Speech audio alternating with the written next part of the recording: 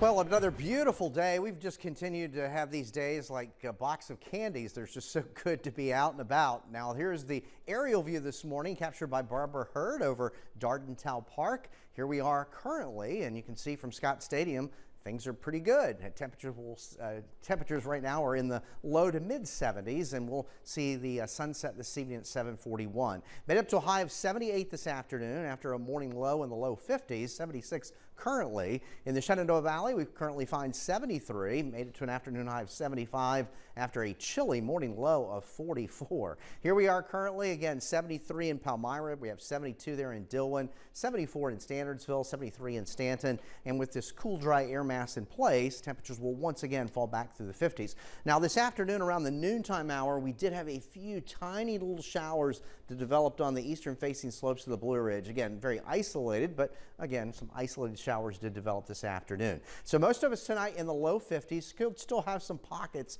of some upper 40s. Your planner for tomorrow will feature numbers pretty much either side of 80 degrees. So our news is that our temperature trend is going up as we head through the rest of this week and start to the weekend.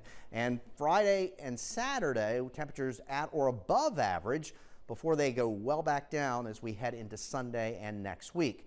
Now, in between, there will be a couple of fronts to watch, one Thursday and one on Saturday. Thursday's front will bring scattered showers and thunderstorms, and behind the front on Saturday, that's really going to deliver the cooler air. So we do need the rain, and chances of rain are a little higher on Thursday and that other opportunity there on Saturday. Currently, for Thursday afternoon and evening, we have a marginal risk. That's 1 on the scale of 1 to 5 for some isolated severe storms, with the main threat being damaging wind gusts. There could be some spotty hail, but a damaging wind gust threat here for Thursday afternoon and evening. Looking at cumulative rain amounts for basically Thursday and Saturday, most of us generally less than ½ an inch. Of course, any storm could produce locally higher amounts of rainfall. High pressures to our north. The system that we're going to watch here for the late week is still up toward Minnesota and the Dakotas, and that'll be diving down across the Great Lakes and get closer to us as we go to the latter half of the week. And then behind it, we still have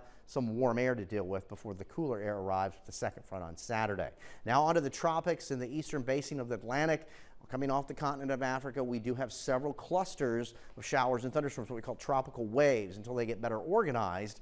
And the one that's near the Cabo Verde Islands has a 70% chance of development this week. The next named storm would be Gabrielle, and I think we will see that happen, and we'll be watching that as we go through this week and next week, and again, a lot of variables there. Temperatures in the morning for most of us in the low 50s, a little bit more cloud cover during the afternoon, either side of 80 degrees, and then we'll start Thursday morning in the 50s and 60s, and we'll watch some of these storms as they develop as we head into the afternoon there on Thursday. Temperatures tonight in the low 50s, still cool and comfortable. There's a look at the Michael and Son 7-day forecast. Temperatures are on the up and up as we go through the mid and late week with some showers and storms on Thursday. Second front on Saturday will deliver the cooler air with temperatures back in the 70s. So that upswing and seesaw with the temperatures this time of year is pretty common. All right, Eric. Thank you.